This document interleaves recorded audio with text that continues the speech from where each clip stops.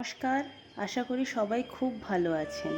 মেঘবালিকা নিত্য গল্পের আরও একটি ব্লগে সকলকে স্বাগত জানাই। আগের দিন আমরা জয়চণ্ডী পাহাড় থেকে পৌঁছেছিলাম ফুতিয়ারিতে। ওখানে আমরা ফুতিয়ারি রিট্রিট রিসর্টে ছিলাম। ফুতিয়ারির জায়গাটা একদমই অফবিট এবং খুবই নিস্তব্ধ। সামাজিক কোলাহল থেকে অনেকটাই দূরে এটি অবস্থিত। কাশীপুর থেকেই এদিকে যাওয়া যায়।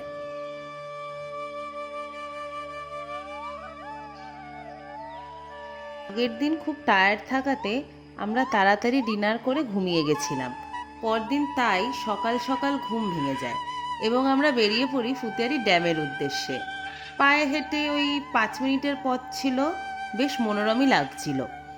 এই ড্যামের জলে নাকি পদ্ম ফুল থাকে, কিন্তু আমরা সেটা দেখতে পারিনি।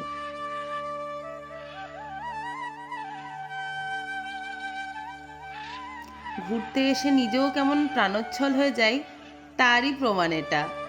অনেকেই বলছিল পুরুলিয়া যাচ্ছি সেই সময় খুব গরম লাগবে, কিন্তু বিশ্বাস করুন ফুতিয়ারিতে এসে আমাদের এসি তো দূরহস্ত, ফ্যানটাও আমাদের কম করে রাখতে হয়েছিল আগের দিন রাতের বেলা।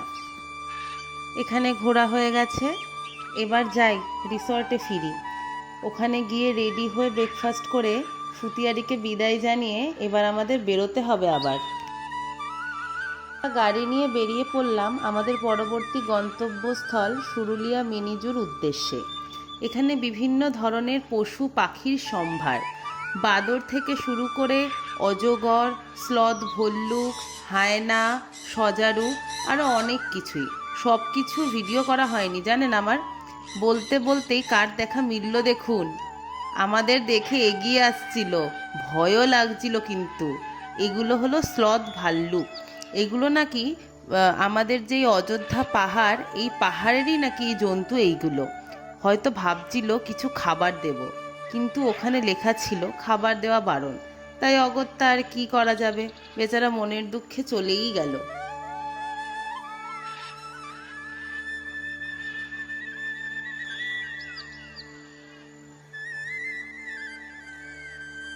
এরপরে দেখা মিলল বাবার কথায় আমার প্রিয় বন্ধুদের।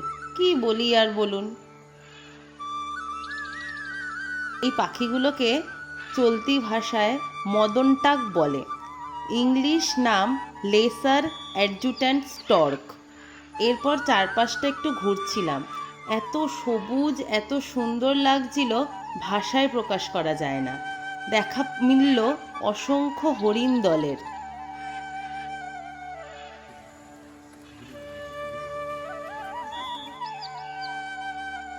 ওই যে দূরের ওগুলো দেখছেন, ওইগুলো হলো সাম্বার ডিয়ার। এখানে অপূর্ব সুন্দর একটি নার্সারিও ছিল, কিন্তু জলের জন্য আমরা ওটার ভেতরে ঢুকতে পারিনি। এরপরে আমরা রওনা দিলাম অযোধ্যা পাহাড়ের উদ্দেশ্যে।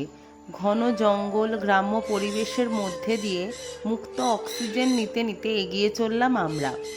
দেখতে দেখতে পৌঁছেও গেলাম অনেকটা বেশ। বোর্ডে লেখা ওয়েলকাম টু অযোধ্যা হিলস। দূরে পাহাড়গুলো হালকা হালকা দেখা যাচ্ছে দেখুন। এরপরেই শুরু হলো পাহাড়ের আঁকা বাঁকা রাস্তা। সেই রাস্তা ধরে আমরা পৌঁছালাম আমাদের প্রথম ভ্রমণস্থল অযোধ্যা আপার ড্যামে। জায়গাটা কিন্তু অনেকেই দেখে থাকবেন বিভিন্ন সিরিয়াল, সিনেমাতে। খুব সুন্দর লাগছিল, কিন্তু এত রোদ ছিল তাই বেশিক্ষণ আমরা দাঁড়াতে পারিনি।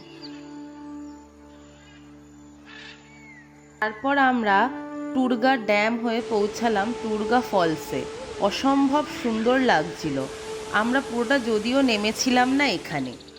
এরপর আমরা পৌঁছালাম অযোধ্যার মেন ট্যুরিস্ট স্পট বামনি ফলসে। সিঁড়ি দিয়ে অনেকটা নিচে নামতে হয়, মার খুবই কষ্ট হচ্ছিল, তাও পুরোটাই নেমেছিলাম আমরা। অনেকেই বলছিল এই সময় কেন যাচ্ছিস পুরুলিয়া। তার প্রধান কারণই ছিল ফলসগুলোতে বর্ষাকালে যেরকম জল পাওয়া যায়, অন্য সময় গেলে কিন্তু সেই সৌন্দর্যটা পাওয়া যায় না। পর যতটা নেমেছিলাম ততটা আবার ওঠার পালা, যেটা আরও বেশি কষ্টকর। আমাদের শেষ বেড়ানোর জায়গা ছিল মার্বেল লেক। অযোধ্যা পাহাড়ের একদম টপে অবস্থিত এই লেক। কথিত আছে এখানে নাকি একটি পাহাড় ছিল, ডায়নামাইট দিয়ে পাহাড় ফাটিয়ে সেই পাথরগুলো ড্যাম বানাতে ব্যবহার করা হয়েছিল। তার ফলে এই ডিপ্রেশনের সৃষ্টি হয়, তাতেই বৃষ্টির জল জমে জমে এই লেকের সৃষ্টি। যদিও কতটা সত্য আমার জানা নেই, এটা একটা কথিত আছে, আমি সেটাই বললাম আপনাদের। আমরা সূর্যাস্তের আগ দিয়ে এখানে পৌঁছেছিলাম, ফলে জলের ওপর সূর্যের যে প্রতিবিম্ব তা এক কথায় অনবদ্য লাগছিল। আজকে আমাদের ঘোরা এই অবধিই ছিল। ভিডিওটা তাহলে আজকে এখানেই শেষ করছি। সবাই খুব ভালো থাকবেন। ভালো লাগলে একটা লাইক ও কমেন্ট করে দেবেন। টাটা।